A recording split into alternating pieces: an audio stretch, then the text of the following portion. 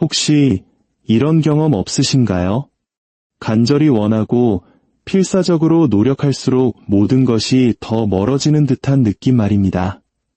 문이 열리길 애원하고 세상을 향해 끊임없이 나를 증명하려 애썼지만 돌아오는 것은 깊은 좌절감과 무력감뿐이었던 순간들. 어쩌면 우리는 아주 오랫동안 속아왔을지도 모릅니다. 인생을 억지로 밀어붙이는 것은 당신이 가진 힘을 스스로 땅에 묻어버리는 가장 빠른 길입니다.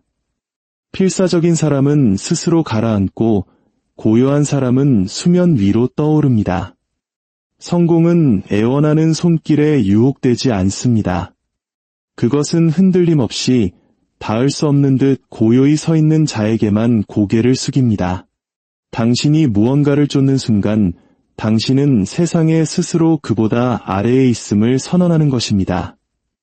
억지로 무언가를 하려 할 때 당신의 약점은 드러나고 맙니다. 그리고 약점은 물속에 퍼지는 피냄새와 같습니다. 포식자들은 그 냄새를 맡고 당신 주위를 맴돌다 결국 당신을 삼켜버릴 것입니다. 마키아벨리는 시대를 초월하는 법칙을 이해했습니다. 행운의 여신은 호의를 구걸하는 어리석은 자가 아니라 망토 속에 칼을 숨긴 채때를 기다리는 자에게 미소 짓는다는 것을 말입니다. 인생은 광적인 자에게 보상하지 않습니다. 치밀하게 계산하는 자에게 보상합니다. 그리고 여기 당신이 외면해온 어두운 진실이 있습니다. 모든 매력은 무심함에서 태어난다는 사실입니다. 억지로 애쓰기를 멈춘 사람은 세상이 저항할 수 없는 사람이 됩니다. 그는 성공을 뒤쫓지 않습니다. 오히려 성공이 그를 뒤쫓게 만드는 힘 그 자체가 됩니다. 그 비밀이 궁금하십니까? 굶주린 개처럼 인생에 매달리는 것을 멈추십시오. 한 걸음 물러나 스스로를 통제하십시오. 그리고 한때 당신이 그토록 애원했던 것들이 당신을 향해 움직이기 시작하는 것을 지켜보십시오. 그것은 운이 아닙니다. 차갑고 고요하며 부정할 수 없는 힘입니다. 이제 더 가까이 다가오십시오. 지금부터 당신은 필사적인 손가락 하나 까딱하지 않고 성공을 끌어당기는 마키아벨리의 방식을 배우게 될 테니까요. 첫째, 억지로 애쓰는 것의 함정. 인생을 억지로 밀어붙이는 것은 노예가 되는 길입니다. 당신은 앞으로 나아가고 있다고 생각하지만 진실은 잔인합니다. 당신이 억지로 무언가를 하려는 순간 당신은 모든 협상력을 잃습니다. 세상은 구걸하는 자를 존중하지 않습니다. 오히려 경멸하죠. 마키아벨리는 필요를 드러내는 군주는 더 강한 자들의 손에 쥔 장기말이 될 뿐이라고 경고했습니다. 그런데도 우리는 끊임없이 서두르고 구걸하고 밀어붙이도록 세뇌당해 왔습니다. 주위를 둘러보십시오. 무엇이 보이나요? 관심과 인정, 그리고 부스러기를 얻기 위해 허둥지둥 매달리는 사람들. 그들은 움직임을 발전으로 착각하고 탈진을 승리로 오인합니다. 그들은 자신이 갇힌 덫을 보지 못한 채 쳇바퀴를 도는 쥐와 같습니다. 당신이 억지로 애쓸 때 당신은 두려움을 세상에 드러내는 것입니다. 약점을 광고하는 셈이죠. 당신은 나는 이것만으로는 부족하다고 소리치고 있는 것입니다. 그리고 포식자들은 결코 두려움의 냄새를 놓치지 않습니다. 그들은 그것을 이용하고 당신을 조종합니다. 이것이 바로 힘의 법칙입니다. 당신이 더 많이 쫓을수록 성공은 더 빨리 달아납니다.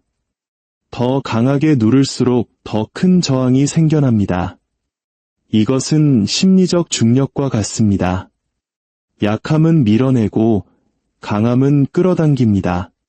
이것을 이해하십시오. 억지로 애쓰는 행위는 환상에 뿌리를 두고 있습니다. 더 세게 밀어붙이면 삶을 통제할 수 있다고 생각하지만 사실은 삶이 당신을 통제하고 있는 것입니다. 강자들이 고요히 서서 지켜보는 동안 당신을 무릎 꿇리고 먼지가 될 때까지 스스로를 갈아 넣게 만듭니다. 억지로 애쓰는 것은 당신의 눈을 멀게 하고 당신의 아우라를 고갈시키며 신비감을 지워버립니다. 마키아벨리의 방식은 다릅니다. 당신은 고요하고 움직이지 않으며 자족적인 요새가 되어야 합니다. 다른 이들이 허둥댈 때 당신은 동요하지 않습니다. 그들이 밀어붙일 때 당신은 기다립니다. 그리고 당신이 기다리기 때문에 세상이 당신에게로 고개를 돌립니다. 억지로 애쓰는 것의 함정은 당신이 먹잇감처럼 움직이는 것을 멈추고 포식자처럼 존재하기 시작할 때 비로소 깨지는 환상입니다. 둘째, 전략적 인내라는 기술. 인내는 나약함이 아닙니다. 인내는 왕의 미소 뒤에 숨겨진 칼날입니다. 당신은 기다림이 당신을 수동적으로 만든다고 생각하지만 마키아벨리는 이해했습니다. 기다림은 고요함으로 이장한 전쟁이라는 것을. 너무 빨리 움직이면 당신의 패를 드러내게 됩니다. 당신의 갈망을 보여주게 되고 갈망은 당신을 취약하게 만듭니다. 하지만 당신이 기다릴 때 당신은 다른 사람들을 초조하게 만듭니다. 그들이 먼저 자신의 패를 보이도록 강요합니다. 당신은 시간 그 자체를 당신의 무기로 만드는 것입니다. 참을성 없는 자들은 자신의 불안감 아래 무너집니다. 인내하는 자들은 움직이지 않고 지배합니다. 전략적 인내란 가만히 앉아 있는 것이 아닙니다. 침묵 속에서 당신의 힘을 날카롭게 벼리는 것입니다. 다른 이들이 그림자를 쫓느라 스스로를 불태우는 동안 당신은 지켜보고 연구하고 계산합니다. 인내를 통달한 자는 전투가 시작되기도 전에 전장을 통제합니다.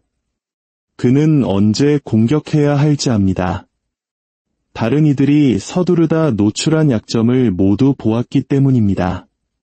그리고 그가 움직일 때 그 움직임은 최종적이고 결정적이며 막을 수 없습니다. 자연을 보십시오.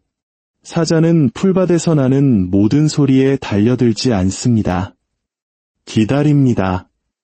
지켜봅니다.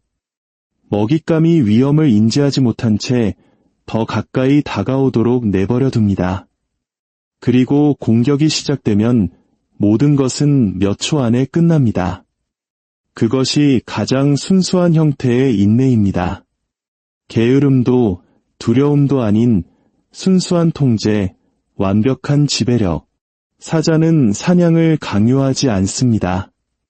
사냥감이 자신에게 오도록 만듭니다. 당신은 이것을 체화해야 합니다. 서두르는 것을 멈추십시오. 기회에 매달리는 것을 멈추십시오. 그것들이 무르익을 때까지 발효되도록 두십시오.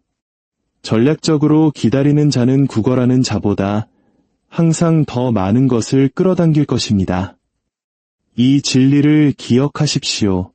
타이밍은 속도보다 치명적입니다. 셋째, 자연은 힘에 순응한다. 힘은 쫓아가지 않습니다. 힘은 다리 손가락 하나 까딱하지 않고 조수를 움직이듯 진정한 힘은 애쓰지 않고 세상을 움직입니다. 마키아벨리는 이것을 알았습니다. 사람들은 어쩔 수 없음이라는 환상에 복종합니다. 흔들리지 않고 서 있는 사람은 거대한 중력과 같은 힘을 갖게 됩니다. 그는 소리치지도 구걸하지도 강요하지도 않습니다. 그럼에도 모든 것이 그를 중심으로 돕니다. 이것은 신비주의가 아니라 심리학입니다. 인간의 마음은 희소하고 손이 닿지 않는 것처럼 보이는 것을 갈망하도록 설계되어 있습니다. 그리고 동요하지 않으며 초연하고 자신을 완전히 통제하는 사람보다 더 희소한 것은 없습니다. 당신이 억지로 애쓰는 것을 멈출 때 사람들은 그것을 감지합니다. 당신의 존재감에서 느껴지는 고요함, 당신의 침묵 속에 깃든 통제력을 느끼고 그것은 그들을 괴롭힙니다. 왜 당신은 쫓지 않는지, 왜 그들처럼 움직이지 않는지 알고 싶어 합니다. 그 호기심이 바로 매력이 됩니다. 약한 자들은 불나방처럼 강한 자에게 끌립니다. 비록 그 불이 자신을 태울지라도 말입니다. 그것이 바로 자연의 법칙, 지배력의 자기장입니다. 강은 자신의 길을 억지로 만들지 않습니다. 시간을 들여 길을 깎아냅니다. 막을 수 없고 필연적으로 말이죠. 폭풍은 인정을 구걸하지 않습니다. 그 존재 자체가 인정을 명령합니다. 참나무는 자라기 위해 발버둥 치지 않습니다. 그저 서 있을 뿐입니다. 그리고 다른 모든 것들이 그 존재 주위로 휘어집니다. 이것이 바로 타고난 권위의 어두운 심리학입니다. 세상은 먼저 기울이기를 거부하는 자에게 기울어집니다. 당신이 이 법칙을 통달할 때 기회는 저항 없이 당신 앞에 정렬됩니다. 사람들이 당신을 찾고 행운이 뒤따릅니다. 당신이 중력의 중심이 되었기 때문에 더 이상 쫓을 필요가 없는 것입니다. 넷째, 무심함이라는 가면. 무심함은 무관심이 아닙니다. 그것은 무기입니다. 불 속에서 단련된 가면입니다.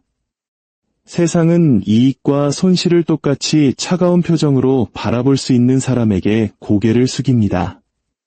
왜냐하면 아무것도 당신을 흔들 수 없을 때 아무것도 당신을 소유할 수 없기 때문입니다. 마키아벨리는 통치자가 외양을 통달해야 한다고 이해했습니다. 흔들리지 않는 것처럼 보이는 것은 무적의 이미지를 투사하는 것입니다. 무심함의 가면은 아무것도 느끼지 않는 것이 아닙니다. 아무것도 보여주지 않는 것입니다. 가면 뒤에서 당신은 계산하고 측정하고 계획합니다. 하지만 세상에게 당신은 읽을 수 없는 존재입니다. 그리고 그 읽을 수 없음이 그들을 공포에 떨게 합니다. 사람들은 자신을 무시하는 것을 쫓습니다. 저항하는 것에 매달립니다. 당신이 무심함을 보일 때 당신은 그들의 마음에 집착의 씨앗을 심는 것입니다. 어두운 심리학은 이를 증명합니다. 희소성은 욕망을 증폭시킵니다. 덜 보여줄수록 그들은 더 원합니다. 당신의 가면이 차가울수록 그들의 갈망은 더 뜨거워집니다. 약한 자들은 모든 것을 드러냅니다. 그들의 얼굴은 두려움, 욕망, 탐욕을 배신합니다. 그들은 억지로 미소 짓고 과하게 설명하며 테이블에 앉은 바보처럼 자신의 패를 다 보여줍니다. 그러나 강한 자는 가만히 앉아 있습니다. 눈은 흔들림 없고 말은 최소화하며 침묵은 비명보다 더 크게 울립니다. 그리고 세상은 그 침묵을 향해 고개를 숙입니다. 이 가면을 만드십시오. 모욕을 당해도 칭찬을 받아도 시험에 들어도 고요함을 유지하십시오. 모든 반응은 당신을 그들의 통제 아래 묶어두지만 무심함의 모든 순간은 그들을 당신의 아우라에 묶어둡니다. 다섯째, 구걸보다 침묵. 침묵은 가장 순수한 형태의 지배입니다. 약한 자들은 침묵을 견디지 못합니다. 그것은 그들의 공허함을 드러내기 때문입니다. 그들은 변명과 애원, 소음으로 그 공백을 채우려 서두릅니다. 그러나 마키아벨리적 사고방식은 침묵이 어떤 말보다 날카로운 칼날임을 이해합니다.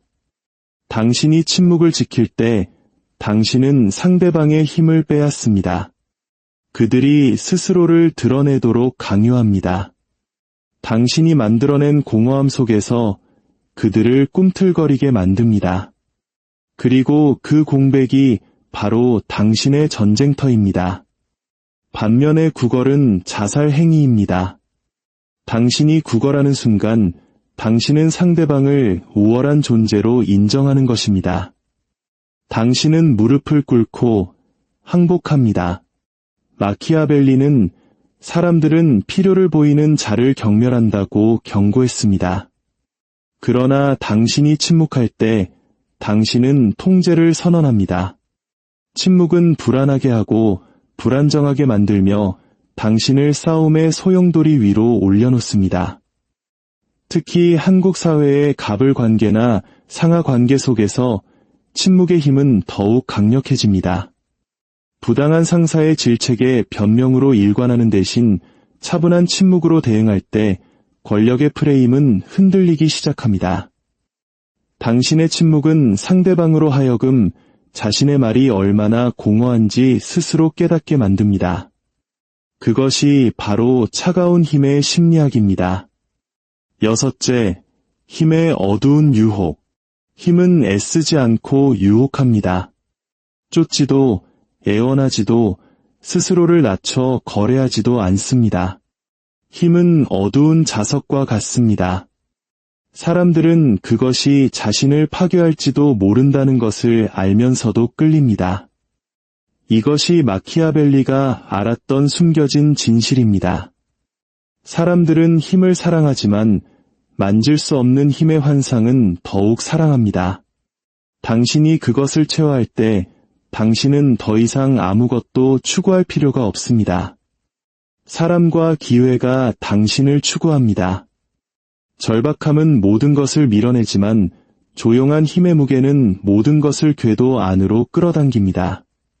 당신의 고요한 초연함, 쫓기를 거부하는 태도, 아수라장 위에 있는 듯한 아우라는 당신을 희소한 존재로 만듭니다. 그리고 희소성이 바로 유혹입니다. 어두운 심리학은 인간이 자신을 거부하는 것을 갈망하도록 설계되었다고 말합니다.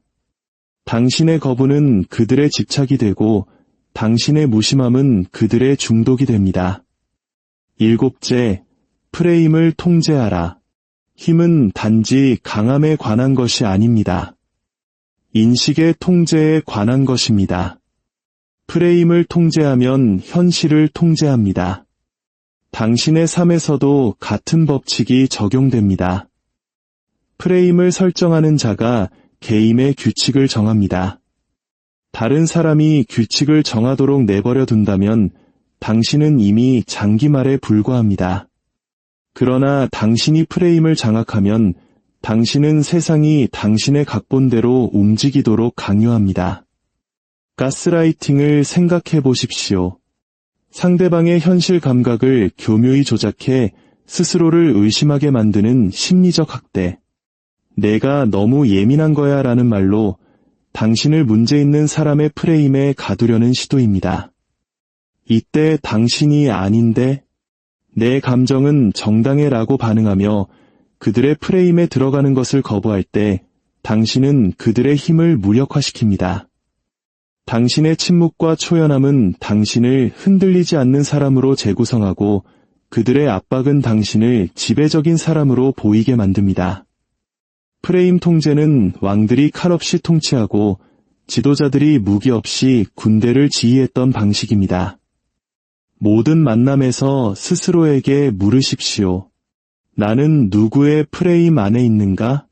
만약 그것이 당신의 것이 아니라면 당신은 이미 지고 있는 것입니다. 여덟째, 무자비한 자기 통달.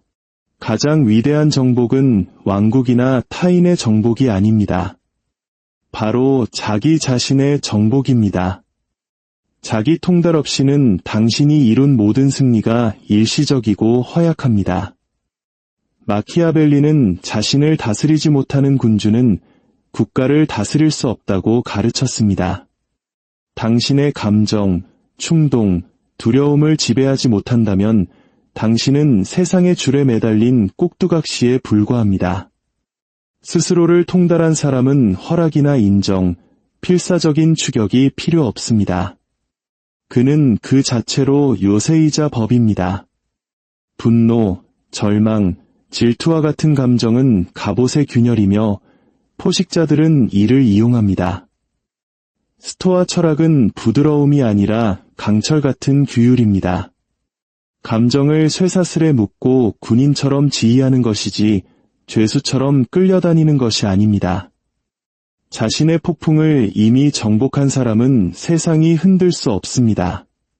그는 건드릴 수 없는 존재가 됩니다.